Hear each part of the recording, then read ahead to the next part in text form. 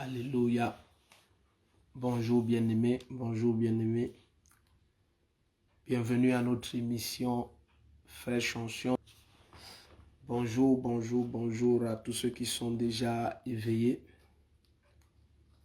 Bonjour à ceux qui sont matinales. Donc, commente en permanence, appuie sur le cœur rouge en permanence et partageons au maximum. Permettons que la main du Seigneur utilise ceci pour atteindre le million d'âmes. Oh, Tata Eden, bienvenue. Vous êtes la bienvenue. Sophie et Somba, bienvenue. Marie-Dorienne Dono, comment va? Ebolova. Hermine Julienne, bienvenue. Moussa Moïse, bienvenue qui nous suit de Guinée-Conakry. Nous prions beaucoup pour la Guinée. Francine Dieu-Faux, vous êtes tous la bienvenue. Irène Gongan, bienvenue. Vous êtes bénis au nom puissant de Jésus. Seigneur, nous prions, nous te confions ce temps de partage, d'édification. Nous prions, Seigneur, qu'une fraîche onction repose sur chacun d'entre nous. Que ta main soit évidente, que ta main soit puissante, que la révélation de ta parole abonde. Éclaire ton peuple, Seigneur. Conduis-nous dans les profondeurs de la connaissance de Jésus-Christ. Mène-nous par ta droite puissante et souveraine. Glorifie ton nom, Seigneur. Nous venons à tes pieds ce matin et nous prions, Père, au nom puissant de Jésus-Christ, que par le souffle de ta bouche, tu ouvres l'intelligence de ton peuple pour recevoir ta parole. Nous te confions chacun et nous prions, Seigneur, que ce glorieux week-end qui commence soit, Seigneur, un temps de triomphe pour chacun au nom puissant de Jésus-Christ. Amen, amen, amen. Natif, héros, vous êtes la bienvenue. Ok, nous prenons la parole. Alors, dans la Bible, nous continuons notre étude du livre de Romains. Nous continuons notre étude du livre de Romains. Nous avons eu la grâce d'avoir une pause mercredi passé, avant-hier. Le Seigneur avait mis dans mon cœur un grand fardeau pour la prière. Fernande Mati, bienvenue. Sidonie Biyandi, vous êtes la bienvenue. Simba Simon, wow, bienvenue. Vous êtes très nombreux, vous êtes matinal. Donc, signalons à nos bien-aimés, partageons le lien, commentons en permanence. Ces deux vont permettre que tous nos bien-aimés sachent que nous sommes déjà en direct. Fraîche Onction a déjà commencé. Bien-aimés, appuie sur le cœur rouge en permanence, en permanence. Appuyons sur le cœur rouge en permanence et en permanence et en permanence. Pardonne-moi de te donner cette charge, mes bien-aimés. C'est un des canaux pour que nous puissions travailler avec la plus grande effectivité sur ce réseau social. Donc, appuie sur le cœur rouge en permanence. Invitons le maximum de nos bien-aimés à être connectés. Le Seigneur veut nous donner sa parole. Et bien-aimés, rien ne transforme comme la parole de Dieu. Je te dis, rien ne transforme comme la parole de Dieu. Tout ce que nous voyons sur cette terre, dans ce monde, comme tourment, comme affliction, c'est juste l'ignorance de la parole. Bien-aimé, c'est l'ouverture, l'illumination, la venue de la parole qui met fin à la confusion et aux ténèbres. Et lorsqu'on parle de confusion et de ténèbres, il ne s'agit pas seulement des activités du diable, mais il s'agit même de la confusion dans l'âme. Donc ce matin, je prie au nom de Jésus-Christ que tu comprennes combien c'est important de permettre au maximum d'êtres humains d'avoir accès à la parole de Dieu. Le maximum. Merci Seigneur Jésus-Christ. Olson dit Clairville, vous êtes la bienvenue. Vous êtes très nombreux ce matin. Vous êtes très nombreux ce matin. Que le Seigneur vous bénisse. Donc je disais, nous allons continuer notre étude du livre de Romains. Nous avons eu une parenthèse mercredi passé. Et comme nous disions, il est très important d'étudier le livre de Romains et même de Galates par la suite pour la simple raison que c'est la compréhension de la parole de justice. Parce qu'il faut qu'on comprenne, lorsqu'on parle de la parole de justice, ça veut dire c'est la révélation de la justice de Dieu en Christ. C'est ce que Jésus dit lorsqu'il dit chercher premièrement le royaume et sa justice. Donc, très souvent, lorsque nous écoutons, permettez que j'ouvre aussi cette parenthèse, cette autre parenthèse, très souvent lorsque nous écoutons en cette fin des temps des serviteurs de Dieu parler, on a comme l'impression que plusieurs ne lisent pas la Bible. Parce que la parole de Dieu, de façon très claire, nous fait comprendre que ce qu'il faut chercher premièrement, c'est le royaume de Dieu et sa justice. Le royaume de Dieu et sa justice, ça c'est Jésus qui le dit. Et malheureusement, plusieurs laissent l'impression que le message, ce qu'il faut chercher premièrement, c'est la repentance et la conversion et la... Non, non. Lorsque tu comprends la justice de Dieu, bien-aimé, tu es converti. La conversion réelle vient de la compréhension de la justice de Dieu. Parce qu'en réalité, qu'est-ce que la justice de Dieu? C'est juste l'ensemble de ce qui est présenté par Dieu comme étant droit, comme étant lumière, comme étant pur, comme étant impur, comme étant juste. C'est ce qui est présenté par Dieu comme étant le système de pensée que nous devons avoir, le type de langage que nous devons avoir. C'est tout ça qui fait la justice de Dieu en Christ. Et ça ne s'arrête pas là. La justice de Dieu en Christ, c'est l'ensemble des projets et des desseins aussi préétablis par Dieu pour nous en cette fin des temps. Donc lorsqu'on parle de la justice de Dieu, il faudrait comprendre, c'est comme lorsqu'on parle de la justice de la nation dans laquelle tu te trouves. En réalité, chaque nation a sa justice. Sur cette terre, chaque nation a sa justice. Alors de la même manière, le royaume de Dieu a sa justice. Donc voilà pourquoi la parole du Seigneur va dire, par exemple, dans le livre de Hébreux, que ces gens ne comprennent pas, ils ne saisissent pas que la seule raison pour laquelle ils marchent encore dans la confusion, c'est parce qu'ils n'ont pas l'expérience de la parole de justice. Ils sont des enfants. Il dit, ils en sont encore au lait. Ils n'ont pas l'expérience de la nourriture solide. Donc la justice de Dieu, c'est de la nourriture solide. Donc voilà pourquoi ce matin, nous donnons la peine de continuer à étudier la justice de Dieu. Et nous avons vu la dernière fois que, lorsque nous lisions toujours dans Hébreux et dans d'autres textes, que la force de la communion avec le Père est liée à la compréhension de la justice. Parce que très souvent, comme nous disions la dernière fois où nous avons parlé de ce sujet, très souvent la conscience du péché a plus d'effet dévastateur que le péché lui-même. Et nous prenions ce jour-là l'exemple du fils prodigue. Donc son frère aîné avait l'impression qu'il est indigne de son père et il restait loin de son père. Il avait l'impression qu'il doit travailler à plaire à son père. Or, son père lui dit, tout ce que j'ai est à toi.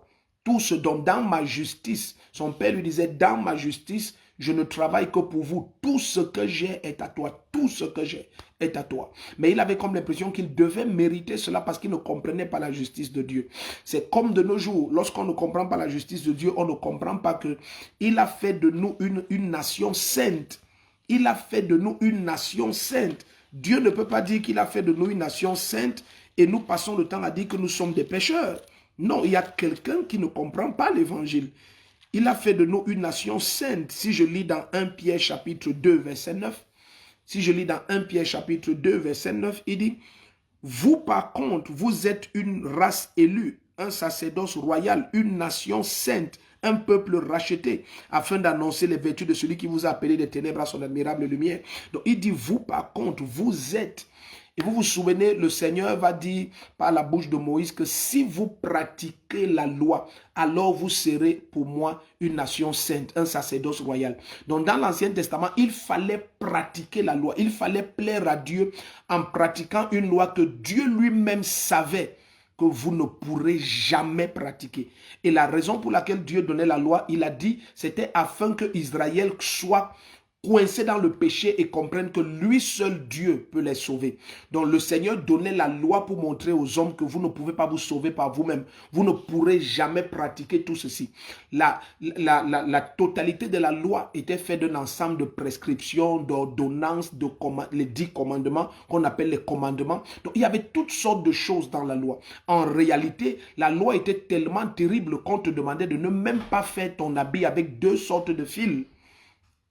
La loi était tellement terrible que le jour du sabbat, il y avait une distance précise qu'il ne fallait même pas parcourir. Donc, c'était un ensemble de choses tellement compliquées. Mais le Seigneur dit par la bouche du prophète Ézéchiel que c'est exprès qu'il leur a donné des lois autant compliquées. Et suivez très bien ce que je suis en train de dire. Maintenant, Jésus ayant accompli toute la demande de justice de Dieu, le salut ne se trouve que par la foi en lui. Jésus-Christ va aller jusqu'à dire dans Jean chapitre 16, comme notre thème ce matin est dans Romains, il va aller jusqu'à dire dans Jean chapitre 16 à partir du verset 17, il va dire le Père lui-même vous aime parce que vous m'aimez.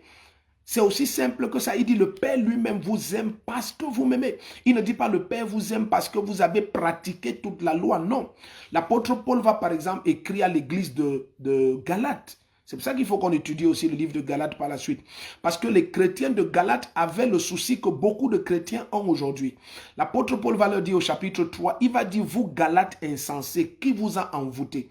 Il dit, vous aux yeux de qui le Christ a été dépeint. Il dit, tout ce que je veux connaître, c'est une seule chose. Est-ce que c'est en pratiquant la loi ou en écoutant avec foi que vous avez reçu le Saint-Esprit? Donc, il avait découvert que les chrétiens de Galates ont été infiltrés par certains juifs qui venaient les tromper en leur disant que non, malgré que vous croyez en Jésus-Christ, il faut pratiquer aussi la loi. Alors l'apôtre Paul leur dit, mais non, lorsque vous avez reçu le Saint-Esprit, est-ce que c'est parce que vous pratiquiez la loi ou alors parce que vous aviez cru avec foi? C'est la même chose aujourd'hui, ou alors parce que vous avez écouté avec foi. C'est la même chose aujourd'hui. Comment tu voudrais que ton âme est sauvée, tu es rempli du Saint-Esprit, le Seigneur te manifeste son amour, et tout cela simplement parce que tu as cru à Jésus-Christ. Mais maintenant, après, tu as l'impression que pour le reste, il faudrait qu'il y ait un ensemble de choses que tu pratiques. Et c'est cet ensemble de choses qui sont des lois auto-imposées, qui deviennent des sources de culpabilité et qui affectent la communion avec le Père. Parce que, souvenez-vous, notre thème central, c'est la communion du Fils, pris dans 1 Corinthiens 1, verset 9. Donc, lorsque il y a d'autres lois, regardez, souvenez-vous, lorsque ils vont poser la question à Jésus-Christ, lorsque Jésus va les envoyer devant, et puis ils vont arriver de l'autre côté, ils vont voir que le Seigneur n'est pas là. Quand ils reviendront, ils vont trouver que Jésus est de ce côté. Jésus va leur poser une question très simple. Ils vont poser d'abord une question à Jésus-Christ. Ils vont dire, Seigneur, que devons-nous faire afin de faire les œuvres de Dieu? Jésus va leur dire l'œuvre de Dieu. Il ne va pas dire les œuvres de Dieu. Il va dire l'œuvre de Dieu, c'est que vous croyez en celui qui l'a envoyé. Il va leur dire l'œuvre de Dieu. Permettez que je lise ça. Écoutez, c'est tellement simple. Mais vous voyez, cette justice de Dieu en Christ est tellement simple qu'elle devient compliquée pour les cœurs tortueux. J'ai dit cette justice de Dieu en Christ est tellement simple qu'elle devient compliquée pour les cœurs tortueux. Lorsque tu as toujours l'impression qu'il faut quelque chose qui te rende supérieur à ton frère. Nous sommes dans Jean 6, versets 28 et 29. Donc, il lui dit, que ferons-nous afin de travailler pour les œuvres de Dieu? Donc, ils disent que nous voulons travailler pour les œuvres de Dieu. Jésus leur répondit, ce qui est l'œuvre de Dieu, il ne dit pas ce qui sont les œuvres, il dit ce qui est l'œuvre de Dieu, c'est que vous croyez en celui qui l'a envoyé. Voici comment l'œuvre de Dieu s'accomplit. C'est que vous croyez en moi, c'est tout. Jésus leur dit, c'est tout. Si vous croyez en moi, c'est terminé. Et vous savez, croire en Jésus-Christ, c'est ce que ça veut dire. Ça veut dire pouvoir se reposer sur sa parole. Ça veut dire pouvoir se soumettre à sa domination. Ça veut dire pouvoir accepter toute l'œuvre de la croix, de la mort, de la résurrection, comme étant une œuvre accomplie en ton nom. Ça veut dire que lorsqu'il est à la croix, nous acceptons qu'il est mort pour nous et nous sommes morts avec lui. Lorsqu'il descend dans les abîmes, nous sommes descendus en lui et avec lui. Lorsqu'il ressuscite, nous sommes ressuscités en lui et avec lui. Et nous sommes assis à la droite de Dieu le Père. Maintenant, présentement, ce n'est pas dans les temps à venir. Donc lorsque ta foi accepte ça, bien-aimé, tu découvres que tu prends plaisir à être avec le Père. Pourquoi? Parce que ton âme ne te culpabilise et ne t'accuse de rien. Souvenez-vous, bien-aimé, c'est très important ce que nous commençons à partager. Souvenez-vous que lorsque les apôtres vont venir vers Jésus-Christ, nous allons lire ça tout à l'heure, je pense que ça ne va pas nous prendre beaucoup de temps et nous empêcher d'aller profondément dans l'étude de Romains. Lorsque les apôtres vont venir vers le Seigneur, ils vont venir vers le Seigneur avec une pensée. Parce que le Seigneur va leur dire que, ok, Lazare, notre ami, dans Jean chapitre 11, il va dire, Lazare, notre ami, bon, on te suit dit que il n'est pas, il dort. Ok, bon, s'il dort, il va se réveiller. Parce que Jésus parlait de rentrer en Judée. Et quelque temps avant, on avait essayé de les tuer en Judée. Donc Jésus, maintenant, leur dit, Lazare est mort. Et il faut que j'aille. Et c'est bien que nous n'ayons pas été là. Parce que si on avait été là, c'est possible que beaucoup de choses se soient passées différemment. Mais c'est bien que nous n'ayons pas été là. Alors lorsqu'ils vont aller en Judée, ils vont être très surpris d'écouter Jésus-Christ dire « Je suis la résurrection et la vie ». Oui, voilà comment Jésus va parler. « Je suis la résurrection ». Ils avaient déjà écouté Jésus dire « Je suis le chemin, la vérité et la vie ». Mais quand ils vont arriver cette fois en Judée, dans la famille de Marthe et Marie, la famille de Lazare, ils vont être choqués. Pas choqués de façon déçue, non. C'est-à-dire émerveillés. Jésus va dire, je suis la résurrection et la vie. Parce que tous attendaient la résurrection des morts. Tous se disaient que la résurrection est quelque chose à venir. Pourquoi? Parce qu'ils se disaient que, suivez bien, parce qu'ils se disaient que la résurrection est l'ultime moment où Dieu va valider ceux qui lui appartiennent. Mais Jésus veut qu'ils comprennent. N'attendez plus quoi que ce soit. La justice de Dieu parfaite s'accomplit en moi. C'est ce que Jésus voulait qu'ils comprennent. Il dit, je suis la résurrection. Le jour que vous attendez, c'est moi en fait. La résurrection, c'est Jésus-Christ. Donc, bien aimé, essaye de comprendre.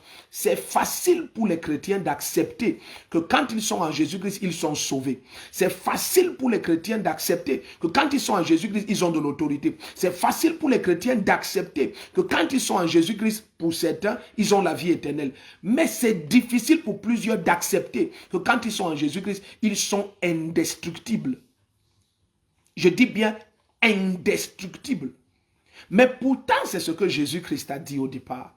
Jésus a dit, de même que Moïse a élevé le serpent au désert, il faut que le Fils de l'homme soit élevé afin que quiconque croie en lui ne périsse point. Donc tu vois, l'Église, peut-être pas consciemment, moi je ne pense pas que l'Église ait fait ça consciemment. L'Église a traversé ce que Jésus a dit en premier et s'est focalisé sur la deuxième partie. Jésus a dit, afin que quiconque croie en moi ne périsse point et qu'il ait la vie éternelle. Mais il a commencé par dire ne périsse point. Donc les bien-aimés devraient déjà se poser la question de savoir comment ça ne périt point. Comment ne périt point? Comment ne périt point? Oui, dans la justice de Dieu, ceux qui croient en Jésus-Christ sont impérissables. Impérissable. Pourquoi? Parce que Jésus-Christ est la résurrection. On ne peut pas périr dans la résurrection. On ne peut pas périr dans la résurrection. Et l'Église qui va accepter l'impérissabilité en Jésus-Christ, c'est cette Église qui va connaître l'enlèvement. Pourquoi? Parce que le monde ne pourra plus nous contenir. Regardez 2 Timothée. Je veux que tu comprennes. Bon, pour que tu comprennes que c'est ça que Jésus a dit, allons dans Jean 3. Et lisons notre verset le plus connu de la Bible, Jean 3, chapitre 16. Jean 3, chapitre 16. Il dit, car Dieu a tant aimé le monde qu'il a donné son Fils unique afin que quiconque croie en lui ne périsse pas. Quiconque croie en lui ne périsse pas, mais qu'il ait la vie éternelle. Qu'il ne périsse pas. Quiconque croit en lui ne périt pas. Ok, allons dans 2 Timothée maintenant. Allons dans 2 Timothée. Vous allez commencer à comprendre quelque chose. Et vous allez découvrir que chaque fois qu'une vérité n'est pas pleinement acceptée, bien aimé, il y a accès à un mensonge. Lorsqu'on refuse pleinement la vérité, on donne accès à un mensonge. Pourquoi? Parce que le monde spirituel et la pensée même de l'homme ont horreur du vide. Ça fait que chaque fois que l'homme n'est pas parvenu à donner une explication véridique à un fait, l'homme s'est créé dans son imaginaire une explication. Je vais prendre un exemple banal. Vous savez, à un moment donné, avant qu'on ait des sciences cosmiques et astrales qui viennent du côté de l'Afrique et de certaines zones du monde, nos ancêtres, selon la chair, disaient que la lune, c'est la femme du soleil. Aussi enfantin que l'explication soit. Mais comme ils n'avaient pas de compréhension scientifique du phénomène lune et soleil, alors dans leur imagination, ils s'en sont créés une. Et c'est comme ça que la pensée humaine est. Donc très souvent des chrétiens, dans des domaines où ils n'ont pas été correctement enseignés, ils se fabriquent dans leur imagination une compréhension. Et le problème, c'est que toute compréhension qui n'est pas de Jésus-Christ ne va jamais produire la vie et va devenir un obstacle à la pleine communion. Voilà pourquoi la connaissance est fondamentale en ce qui concerne la communion avec le Père. C'est de là que vient le zèle. Essayez d'imaginer comment quelqu'un comme David, et la dernière fois nous parlions dessus, comment quelqu'un comme David avait autant de zèle à tomber dans les mains du Seigneur malgré le péché. Malgré le péché, le prophète Nathan vient lui dire que tu vas choisir parmi ces 3 plaies. Et David dit, je choisis de tomber dans les mains du Seigneur. Et il explique, il dit, car avec la colère, lui, il a la miséricorde.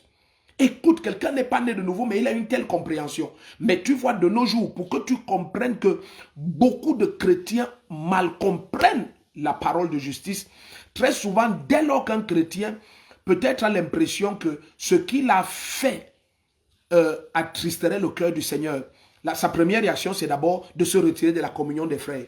Et ce retrait de la communion des frères est la quasi-totalité du temps le signe de son inconfort dans la communion avec le Père. Je dis le retrait de la communion avec les frères que vous voyez plusieurs faire. Dès lors que tu ne le vois plus à l'église, tu ne le vois plus aux réunions de prière, tu ne le vois plus aux enseignements, très souvent, sinon la quasi-totalité du temps, c'est le signe aussi de la faiblesse et du retrait dans la communion avec le Père. Mais David était dans un cas pire que cela. Et David dit, je préfère être dans ta présence, je préfère tomber dans tes mains. Mais écoute, bien-aimé, quelle est cette compréhension que David avait? Ça vient de la connaissance. Et comment comprendre que quelqu'un n'est pas né de nouveau, n'a pas l'Esprit de Dieu en lui? Il y a plus de connaissances que plusieurs chrétiens aujourd'hui. Quelque chose doit changer dans ta vie. Quelque chose doit changer radicalement dans ta compréhension de la justice de Dieu. C'est une lumière qui doit pénétrer ton âme. Pénétrer ton âme. Et parfois, malheureusement, nous qui enseignons la parole, beaucoup d'entre nous sont responsables de cette malcompréhension des chrétiens. Beaucoup d'entre nous. Parce qu'on présente Dieu comme un Dieu qui est en colère. Non, Jésus-Christ a bu la coupe de colère de Dieu contre nous. Dieu n'est pas... La parole du Seigneur va nous révéler quand on va avancer dans Romains. Il va nous dire dans Romains 5 que maintenant que nous sommes en paix avec Dieu par la foi en Jésus-Christ, nous sommes en paix avec Dieu. Nous sommes en paix avec Dieu par la foi en Jésus-Christ.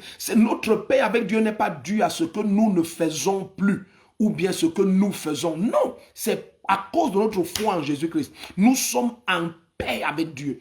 Être en paix avec Dieu, ça veut dire que nous n'avons aucune dette de justice envers le cœur du Seigneur. Il ne nous réclame rien.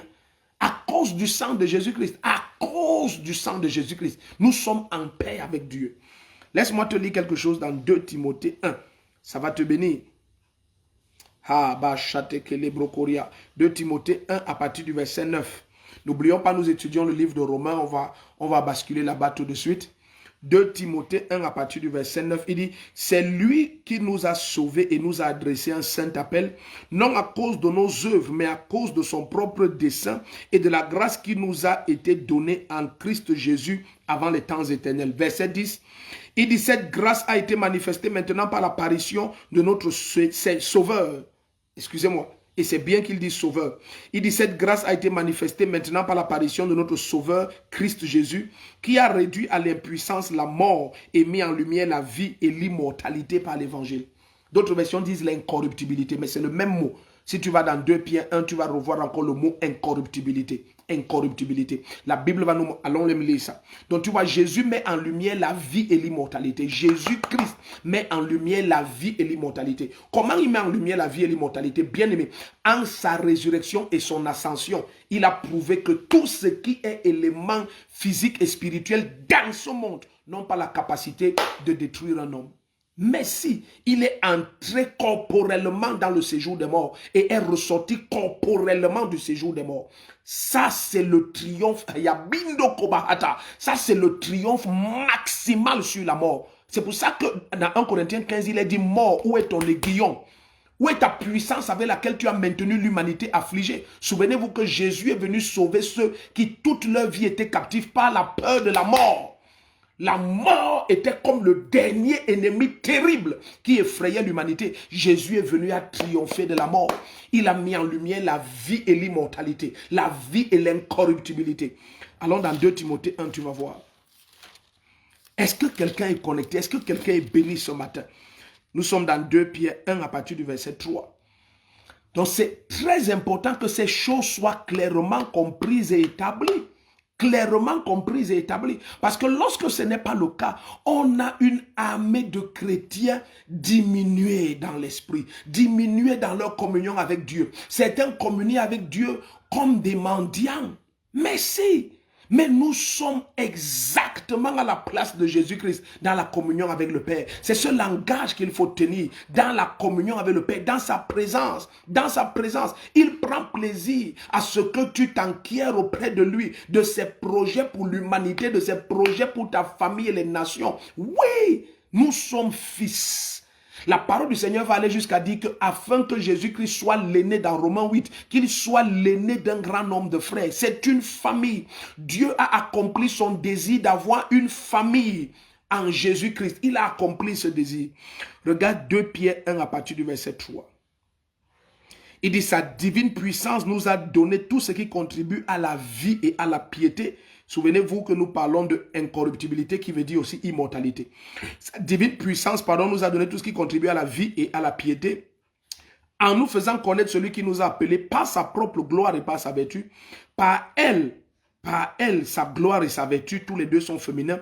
Par elle, les promesses les plus précieuses et les plus grandes nous ont été données, afin que par elle, ce deuxième elle, ce sont les promesses qui est féminin aussi, afin que par elle, vous deveniez participants de la nature divine, en fuyant la corruption ou la mortalité qui existe dans le monde par la convoitise. Donc, vous savez que le salaire du péché, c'est la mort. Donc, il dit la convoitise produit la corruption. Donc, tu comprends que le mot corruption ici, c'est la mort.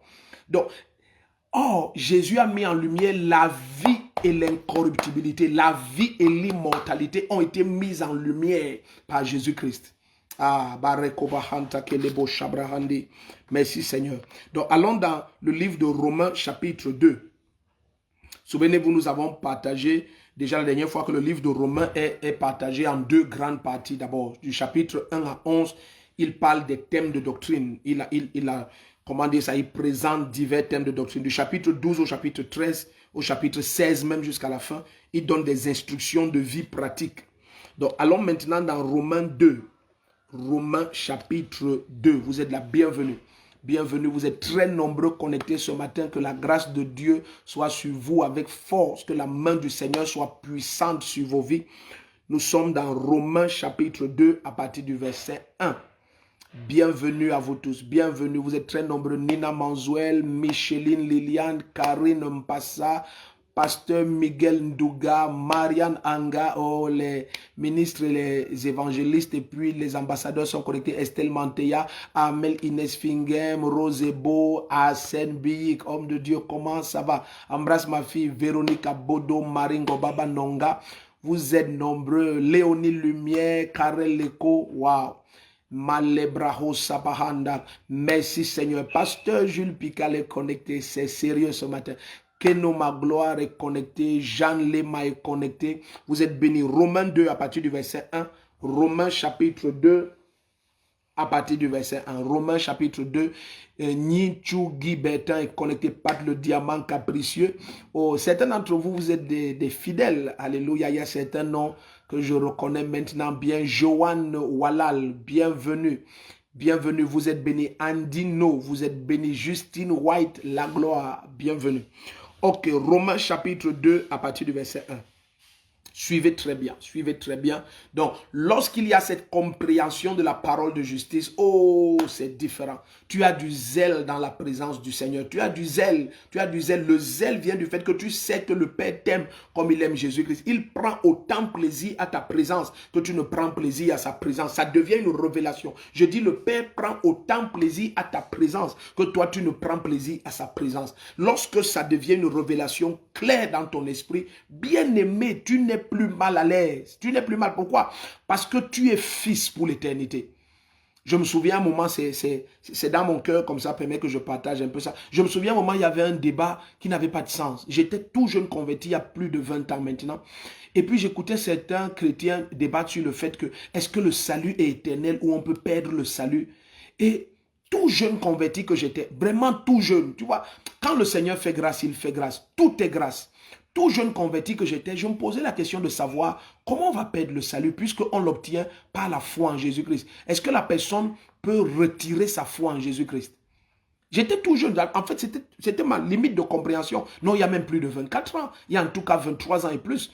Et puis quand j'écoutais ce genre de débat, mais c'était des débats intenses. Oh, est-ce qu'un chrétien peut perdre le salut vraiment? Jésus dit, cette eau deviendra en vous une source qui va jaillir jusque dans l'éternité. Il dit, et Israël reçoit par Dieu un salut. Et ce salut est éternel. Nous lisons ça dans Ésaïe 45, verset 17. Donc, bien aimé, lorsque tu crois en Jésus-Christ, parviens à accepter que tu es un fils de Dieu. Fils de Dieu, ce n'est pas... Je vais prendre un exemple simple qui va te paraître anodin. Est-ce que ton enfant peut perdre sa qualité de fils? Même si tu vas en justice et tu retires ton nom sur son acte, je te dis, son ADN, c'est ton ADN. Je dis, même si tu vas en justice et tu retires ton nom sur son acte, ton ADN là, c'est son ADN. C'est ton fils, point barre. Donc, et c'est ce que beaucoup d'entre nous ne comprenons pas. Lorsque nous recevons Jésus-Christ, la parole de Dieu est claire. C'est lui qui nous baptise dans un seul esprit pour former un seul corps. Comment tu fais pour sortir du corps de Christ? C'est lui qui nous baptise dans un seul esprit pour former un seul corps. C'est lui, Jésus, qui baptise dans le Saint-Esprit. Et lorsque tu es en Jésus-Christ, le Saint-Esprit, l'Esprit de Jésus et ton esprit sont un. Tu les sépares comment? Parce que même la parole ne va que jusqu'à la séparation de l'âme et de l'esprit, des moelles et des jointures. Mais quand tu es en Christ, tu es un esprit avec le Seigneur. Un esprit avec le Seigneur. Un esprit. Ok. Tu sépares ton esprit et l'esprit du Seigneur comment? Donc c'est un débat stérile. Mais ce débat venait déjà d'une malcompréhension du salut. Ça venait d'une malcompréhension du salut. Donc on voulait déjà faire comprendre à certaines personnes que non, si tu ne pratiques pas ceci, tu ne pratiques pas cela, tu peux perdre le salut, tu peux perdre le salut. Non! Tu n'es pas fils par tes forces, tu es fils par prédestination. Il t'a connu d'avance avant la fondation du monde. Ce n'est pas toi qui t'es qualifié. Parce que très souvent, lorsque nous sommes en Christ et nous sommes chrétiens, serviteurs de Dieu, les années passent, nous avons l'impression que c'est par nous-mêmes que nous avons été sauvés. Non! Non! Avant que le monde ne soit, il nous connaissait déjà. C'est aussi fort que ça. Il nous a connus avant la fondation du monde. Nous a marqués pour lui avant la fondation du monde. Nous avons été créés en Christ Jésus. Nous sommes sa propriété. Regardez comment Jésus va parler de Judas Iscariote. Il va dire, Père, je n'ai perdu aucun de ceux que tu m'as donnés, sinon le fils de perdition. Et n'oubliez pas que Judas Iscariote n'est jamais né de nouveau. Il n'est jamais né de nouveau. Parce que Judas Iscariote se suicide avant la mort de Jésus-Christ. Or, c'est la résurrection de Jésus-Christ qui enfante la nouvelle race que nous sommes. Donc, Judas Iscariote n'est jamais né de nouveau. Et pourquoi il n'est pas né de nouveau? Il ne pouvait même pas permettre qu'il le soit. Il ne pouvait pas, parce qu'il n'était pas des nôtres. Souvenez-vous, la dernière fois, lundi, pendant l'enseignement, je leur disais que la raison pour laquelle Jésus a commencé à parler ouvertement, c'est l'absence de Judas Iscariote. Pourquoi? Parce que lorsque quelqu'un qui n'est pas des nôtres est présent, Dieu veille à ne pas donner la révélation afin de ne pas illuminer la personne. Donc Jésus parlait en parabole jusqu'à ce que Judas se retire. Quand on arrive dans Jean chapitre 16, Judas s'est déjà retiré. Les apôtres disent que, hey Seigneur, maintenant tu dis tout clairement. Oui, parce que maintenant nous sommes entre nous, les prédestinés de Dieu, les enfants d'un même Père. Maintenant je peux parler ouvertement et clairement. Et ça amène quelque chose qui est important. Très souvent, bien aimé, lorsque tu t'agenouilles pour prier, sois conscient que les révélations les plus profondes du Père, c'est ta propriété. La parole du Seigneur dit, les choses cachées appartiennent à l'Éternel, mais les choses révélées sont à nous et à nos enfants. Donc, c'est le bon plaisir du Père de te révéler les perles du royaume. C'est pour ses enfants. Et je prie au nom puissant de Jésus-Christ que ce jour soit une journée de grande révélation, que le Seigneur t'amène dans de profondes révélations du royaume et que ton assurance en Jésus-Christ ne cesse de croître et que ton assurance dans la présence du Seigneur ne cesse de croître. Alléluia. Nous sommes dans Romains 2, je lis à partir du verset 1. Bienvenue à ceux qui nous rejoignent. C'est notre émission Fraîche Onction de ce vendredi. Waouh, c'est intense ce matin. Je crois Dieu que pendant que tu vas réécouter cet enseignement, ça va transformer ta vie. Donne-toi la peine d'écouter, réécouter, partager au maximum de personnes. Laisse que le maximum soit atteint par cet enseignement. Je te dis la vérité, plusieurs sont en train d'être illuminés. Alléluia. Kaboski Rabashanta Lemando Robahade. Romains chapitre 2 à partir du verset 1. Je te supplie, connecte le maximum de personnes à Fraîche Onction parce que il y a un sérieux problème dans l'église. Je vous dis, sérieux problème. Lorsque vous regardez l'église et vous intercédez vraiment, vous ressentez que Dieu veut amener ses enfants dans une dimension de gloire que le monde ne peut même pas supporter. Et la malcompréhension de la justice de Dieu a amené l'église à rester loin des profondeurs de la communion avec le Père. Or, tout est dans la communion. Tout est dans la communion. Il n'y a pas une partie qui soit ailleurs. Tout est dans la communion. Tous les transferts de grâce, de nature, de puissance, de faveur, de gloire, tout est dans la communion. Et, par exemple, dès lors que tu ouvres Romains chapitre 2, regardez ce qui est dit au verset 1. Regardez, rien que le verset 1. Il dit, tu es donc inexcusable, qui que tu sois, toi qui juges. Car en jugeant les autres, tu te condamnes toi-même, puisque toi qui juges, tu agis comme eux. Regardez comment il commence. Pourquoi il est si certain que celui qui juge pratique la même chose que les autres? Parce qu'il faut être immature pour juger. Suivez bien. Regardez comment il parle. Il dit, tu es donc inexcusable, qui que tu sois, toi qui juges. Pourquoi il est certain que quiconque juge pratique la même chose qu'il condamne? Mais si vous entrez dans l'église, vous aurez l'impression qu'il y a des matures. C'est ceux qui jugent les autres. Et les immatures sont ceux qu'on juge. Mais en réalité, regardez, lisons les Écritures. Lisons. Donc, pourquoi ils jugent? Pour une seule raison. C'est que l'amour de Dieu ne domine pas leur âme. Lorsque l'amour de Dieu domine ton âme, l'amour de Dieu te révèle que quoi que ce soit que tu vois d'imparfait chez ton frère, c'est ce qui était imparfait chez toi hier, mais dont Jésus par son esprit t'en a libéré. Donc si tu en as été libéré, tu as la même foi pour ton frère, que de la même manière que le Saint-Esprit t'a libéré par son amour et sa miséricorde, il va libérer ton frère. Mais lorsque tu n'en as pas été libéré et l'amour de Dieu ne domine pas en toi, automatiquement, ta réaction, c'est le jugement. Donc, l'apôtre Paul écrit, nous sommes dans Romains 2, verset 1, et la pensée s'y va courir dans tout le chapitre 2. Je vous dis tout le chapitre 2. Regardez, il dit, tu es donc inexcusable, qui que tu sois, toi qui juges, car en jugeant les autres, tu te condamnes toi-même. Il dit, tu agis comme eux. Il dit, puisque toi qui juges, tu agis comme eux. Mais comment il est sûr que celui qui juge agit comme ce qu'il est en train de juger? Oui, parce qu'il juge. Le simple fait qu'il juge. Oh, aïe, aïe, aïe, aïe, aïe, aïe, aïe, aïe, aïe, aïe, aïe. Oh, ce qui abonde le plus dans l'église aujourd'hui, ce n'est pas la miséricorde, ce n'est pas l'amour, c'est le jugement. Or, la réalité, pendant que nous allons avancer, vous allez voir, c'est que partout où il y a le jugement, il faut qu'il y ait jugement seulement si on a exclu l'amour. Parce que l'amour est là où elle est présente. Elle couvre une multitude de fautes.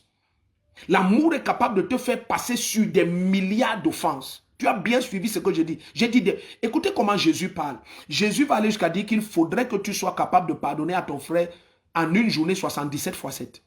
Non mais attends, tu ne vas pas te mettre à comptabiliser le nombre de fois où ton frère t'offense au point d'être sûr que tu atteins 77 fois 7. Donc c'est seulement pour te faire comprendre que marche dans l'amour. Jésus utilisait des expressions de loi parce qu'il parlait, il est né sous la loi et il parlait à des hommes qui étaient sous la loi. Alors il leur donne des textes de loi 77 fois 7. Mais en réalité, qu'est-ce que Jésus voulait dire pour nous dans la nouvelle alliance? Marchez dans mon amour. Marchez dans mon amour et vous allez accomplir la loi. Nous allons le voir. Nous allons voir l'apôtre Paul dire ça par le Saint-Esprit. Marchez dans l'amour et vous allez accomplir la loi. Car l'amour est l'accomplissement de la loi. Mais aujourd'hui, qu'est-ce qu'il y a bon dans l'église? C'est le jugement. Beaucoup de chrétiens sont très mal à l'aise dans l'église aujourd'hui. Très mal à l'aise. Les regards jugent. Les paroles jugent. Les attitudes jugent. Et ça, c'est la preuve de quoi? De l'immaturité. Et maintenant l'apôtre Paul dit, toi qui juges, tu te juges en fait parce que tu pratiques ce que tu juges. Mais je ne fais que te poser cette question et je veux attirer ton attention. Comment l'apôtre Paul est si sûr que quiconque juge pratique ce qu'il juge?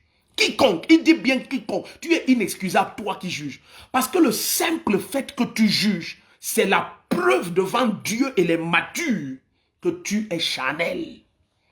Parce que qu'est-ce que la personne a comme faiblesse et manquement que le Saint-Esprit ne puisse ôter et ne peut le transformer? Et c'est parce que sûrement tu juges puisque toi-même tu n'as pas été transformé. C'est pour ça qu'il reste en toi de l'espace pour juger et rejeter. Et vous savez très souvent, lorsque le diable veut t'avoir, il t'amène premièrement à avoir une malcompréhension des Écritures. Donc le fait que tu sois en Christ ne doit pas te séduire au point où tu crois que lorsque tu tords le sens des versets bibliques, Dieu a parlé. Parce que là, tu vas écouter quelqu'un qui te dit, non, mais la parole du Seigneur dit aussi que le jugement va commencer par la maison de Dieu. Oui, le jugement qui va commencer par la maison de Dieu ne sera pas fait par toi. Nous allons juger les nations. Nous allons juger les anges. Mais en ce qui concerne la maison du Seigneur, c'est la parole de Dieu qui va être le juge. Jésus a dit, cette parole, c'est elle qui va vous juger. Et il parlait déjà de la maison d'Israël. Il parlait clairement de la maison d'Israël. Il dit, cette parole que vous rejetez aujourd'hui, c'est elle qui va vous juger. Donc Jésus ne peut pas se contredire. Pour nous qui sommes en Christ, il n'y a maintenant aucune condamnation. Donc pour ce qui est de la maison du Seigneur, en termes de temple de Dieu à Jérusalem, Jésus leur dit, c'est cette parole-ci que vous rejetez, c'est la parole-ci que je donne qui va vous juger. Donc il parlait à un peuple précis sous la loi. Il ne peut pas se contredire parce que nous sommes passés de la mort à la vie, il n'y a aucune condamnation pour nous. Jésus dit de sa bouche, il dit de sa bouche, c'est ceux qui le rejettent qui demeurent dans la condamnation. Donc il ne peut pas se contredire, il ne peut pas se contredire. Mais parce que plusieurs aiment la position de juge, comme dans nos sociétés vous en voyez, ils aiment la position de juge. Et c'est pour ça que les juges ont un vêtement. Est-ce que vous savez même que le vêtement que les juges portent, à l'époque les juges étaient des serviteurs de Dieu. C'était des pasteurs et autres. Oui, c'est de là que vient cette tradition de voir les juges s'habiller comme ils s'habillent. Étudier l'histoire du vêtement des juges et des avocats et des procureurs. Ça vient de l'accoutrement pastoral et sacerdotal de l'époque. Donc maintenant, pourquoi ils devaient s'habiller comme ça? Afin de montrer leur supériorité aux autres. Afin de montrer qu'ils sont d'une justice supérieure aux autres. Et plusieurs ne comprennent pas que dans le royaume de Dieu où nous sommes des frères, nous avons un aîné et un père. Ah, Seigneur Jésus. Et ta maison. Je continue. Romains 2 à partir du verset 1. Et ça a créé énormément de tort. Énormément de tort. Parce que si maintenant tu n'as pas la compréhension de la parole de justice, tu t'agenouilles, tu communies avec le Père, tu es dans sa présence avec amour, mais tu dépends du regard et des paroles de tes frères, et le regard et les paroles de tes frères te jugent et te condamnent, alors tu as l'impression que Dieu te juge et te condamne. Mais non! J'ai découvert que c'est l'une des choses les mieux partagées dans l'église parce que les matures sont à plus... Presque 99% de l'église sont des immatures. Peut-être même le pourcentage est très faible. Colossaux immatures. Et ça met l'église dans un retard terrible. Parce que l'autre frange qui sont matures, parmi eux, il y en a qui dépendent de l'attitude des frères. Et c'est pour ça que vous entrez dans certaines églises, on ne prêche pas certaines choses, de peur de déplaire à un groupe, de peur d'affliger un groupe, de peur.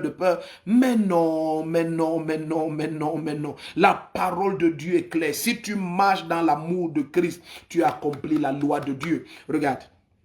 Il dit, tu es donc inexcusable, qui que tu sois. Il va jusqu'à dire, qui que tu sois. Je ne parviens pas à quitter le verset 1. On a tout le chapitre à lire, mais je ne parviens pas à bouger. Il dit, tu es donc inexcusable, qui que tu sois, quel que soit ton rang, quel que soit ton âge, qui que tu sois dans l'église. Tu es donc inexcusable, qui que tu sois, toi qui juges. Car en jugeant les autres, tu te condamnes toi-même, puisque toi qui juges, tu agis comme eux. Regardez le verset 2. Il dit, nous savons en effet que le jugement de Dieu contre ceux qui agissent ainsi est selon la vérité. Makabo Sadia. Pourquoi? Parce que maintenant sa bouche a déposé contre lui-même. Il dit, Jésus va dire, c'est de la mesure que tu utilises qu'on va aussi te mesurer. Donc tu aurais pu parler dans l'amour de Dieu. Pourquoi? Parce que tu as la compréhension de la parole de justice. Tu connais que la justice de Dieu s'accomplit en l'amour de Dieu. La justice de Dieu s'accomplit dans son amour. Tu aurais pu marcher dans son amour, demeurer dans son amour, respirer dans son amour, bouger dans son amour, voir dans son amour, penser dans son amour et vivre loin du jugement et de la condamnation. Regarde, verset 3, il dit, comptes-tu, toi qui juges ceux qui agissent ainsi, et qui fait comme eux, que toi tu échapperas au jugement de Dieu? Il dit, Dieu ne t'a pas donné la place de juge. Ne pense pas que si tu proclames un jugement sur ton frère ou ta soeur, tu échapperas à ce jugement. Qu'est-ce que Jésus a dit? Jésus dit, par ta bouche tu seras justifié et par ta bouche tu seras condamné. D'autres versions disent, par tes confessions. Donc lorsque l'amour de Dieu domine ton cœur, bien-aimé, tes paroles sont des paroles d'amour, tes paroles sont des paroles de miséricorde. Comme qui? Comme ton Père avec qui tu communies. Écoute, lorsque tu communies avec le Père, la première chose qui te marque, c'est l'amour qui se déverse en toi et autour de toi dans sa présence. Et tu sais au fond de toi que tu n'en es pas digne. Écoute bien aimé, c'est ce qui te fait être capable de pardonner et d'aimer n'importe qui. Je vous dis, tu ne peux pas pardonner et aimer n'importe qui jusqu'à ce que tu connais la présence de Dieu. Tu vois combien il t'aime et prend plaisir. À la limite, ce que je vais dire peut paraître exagéré, mais c'est la sensation. Tu as comme l'impression qu'un petit enfant t'embrasse et joue avec toi et autour de toi. Et tu sais que c'est la présence de Dieu. Mais comment il est si joyeux de te voir? Comment il est si joyeux que vous soyez ensemble? Est-ce qu'il ne connaît pas tout ce que tu fais là? Il connaît, mais regarde comment il t'aime. Regarde comment il prend plaisir à ta présence. Et c'est de cette communion que tu es capable de pardonner n'importe qui. Mais si tu ne connais pas la présence de Dieu, alors tu as l'impression que Dieu, c'est quelqu'un de lointain, qu'on ne connaît que par des lois qu'on s'est données. Oh non, vraiment une sœur qui fait les grèves, une sœur qui met les bijoux, une sœur qui ne porte pas le foulard, une sœur qui ne là, non, il n'est pas sauvé, un frère, comment il parle comme ça, un pasteur qui parle comme ça, un pasteur qui il n'est pas... Non, tu ne connais pas l'amour de Dieu. Tu ne connais pas l'amour de Dieu. Regardez bien aimé. Lorsque le Saint-Esprit inonde Corneille et sa maison, Corneille et sa maison, ce ne sont pas des Juifs. Leur accoutrement et leur apparence n'est pas juif. Mais Dieu agrée leur foi. L'apôtre Pierre dit, comment refuser les eaux du baptême à ceux que Dieu a agréés comme nous? La maturité, c'est l'amour de Dieu. La maturité, ce n'est pas la manipulation des versets bibliques. Non! La maturité, c'est l'amour de Dieu. Et cet amour n'est opérationnel que dans la communion. C'est la parole du Seigneur va nous dire dans Romains 5, oh, excusez-moi de précipiter les choses. La parole du Seigneur va nous dire quelque chose dans Romains chapitre 5. Alléluia. C'est très fort, c'est très fort. Il va nous dire quelque chose de très fort. Regardons un peu le verset 5. Il dit, oh, l'espérance ne nous trompe pas parce que l'amour de Dieu est répandu dans nos cœurs par le Saint-Esprit qui nous a été donné. Romains 5, verset 5. Donc l'amour de Dieu est répandu par le Saint-Esprit. C'est dans sa présence là, l'amour se déverse en toi comme des flots incessants. C'est comme une cascade, comme un torrent. Ça t'inonde parfois au point où tu ne peux pas te contenir. L'amour de Dieu est répandu dans nos cœurs par le Saint-Esprit. Oui. Tu te lèves parfois et tu es en problème avec tous les autres. Pourquoi? Parce qu'ils ne comprennent pas. Comment tu pardonnes ça? Comment tu passes une pareille offense? Comment? Il ne peut pas comprendre l'amour de Dieu. Il ne peut pas. L'amour de Dieu, c'est sa justice. C'est sa justice. Oh, continuons à lire. Nous sommes dans Romains 2. Est-ce que quelqu'un est béni ce matin? Verset 4. Il dit, où méprises-tu les richesses de sa bonté, de son support et de sa patience, sans reconnaître que la bonté de Dieu te pousse à la repentance? Donc il dit, peut-être tu expérimentes la bonté de Dieu, mais tu ne comprends pas que sa bonté n'a pas été faite pour te rendre supérieur aux autres. La bonté de Dieu te pousse à la repentance. Elle ne veut pas que tu juges les autres et que tu parles comme ça. Il dit, mais par ton endurcissement et par ton cœur impénitent, tu t'amasses un trésor de colère pour le jour de la colère. Oh, tu n'étais pas destiné à la colère. Mais cette habitude de juger tout le monde, de condamner, avoir à dire contre tel, oh mon Dieu. Et c'est une maladie endémique, épidémique dans beaucoup de nos milieux chrétiens. Je prie ce matin que tu sois délivré de cette maladie. Je vous dis, c'est un cancer dans l'église. Je prie que tu sois libéré de ce cancer. C'est un cancer terrible. Et tu vois, lorsque tu ne connais pas la communion avec le Saint-Esprit et tu ne connais donc pas l'amour de Dieu, il ne te reste plus que tes facultés humaines, dont le jugement. Regarde, continuons. Il dit, comment tu es maintenant réservé pour la colère? Parce que ta bouche a témoigné contre toi.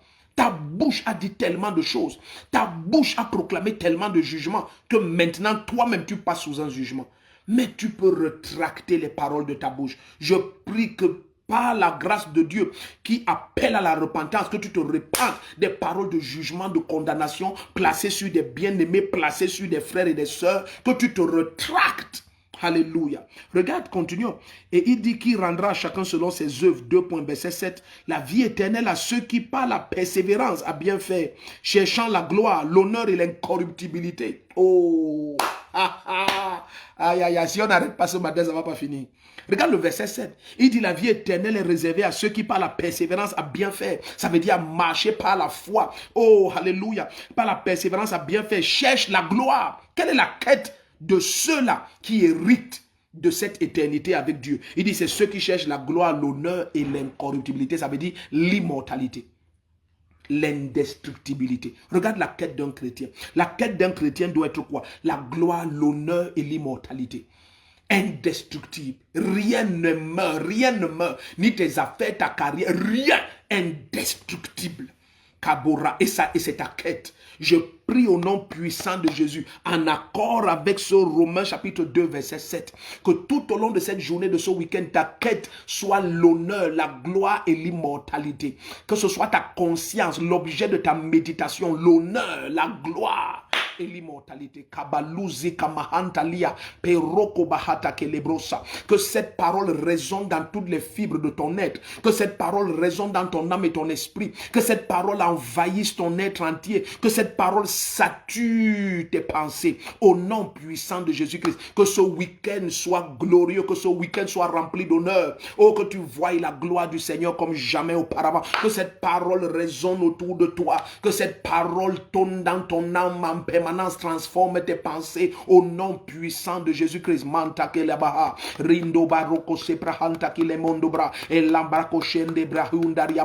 Je te confie à Dieu et à la parole de sa justice. Et je prie et déclare au nom puissant de Jésus, la main du Seigneur te garde, la droite de Dieu te précède. Je déclare que ce week-end est glorieux. Je proclame sur ta vie l'honneur, la gloire et l'immortalité au nom puissant de Jésus-Christ. Tu es spécial. Je prie pour toi que tu sois à ce temps de prière. Vous savez, c'est notre mois de prière. Je te dis au nom de Jésus-Christ, quel que soit le prix que tu dois payer, sois en prière. Nous sommes en prière de 6 heures, dans quelques minutes, de 6 heures à 12 heures. Les jeudis, vendredis, samedis, fais-le. Fais-le. Je te dis, même si tu venais seulement faire une veille à ne pas manquer ces moments de prière, si tu es à Yaoundé au Cameroun. Où que tu sois à travers le monde, sois en prière. Sois en prière, prends un temps de prière. Prends un temps sérieux de prière matin et soir.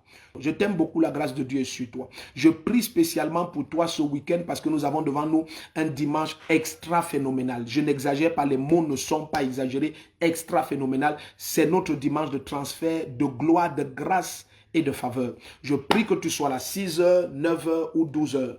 Une de ces 3 heures, un de ces 3 cultes, nous t'attendons. Tu es mon invité spécial derrière la gendarmerie de Mendon au Cameroun, à Yaoundé. La grâce de Dieu est sur toi, la faveur de Dieu est sur toi, la communion du Fils est ton partage. Va de gloire en gloire, va de grâce en grâce et n'oublie pas, ta quête c'est la gloire, l'honneur et l'immortalité au nom puissant de Jésus-Christ. Shalom, shalom, shalom.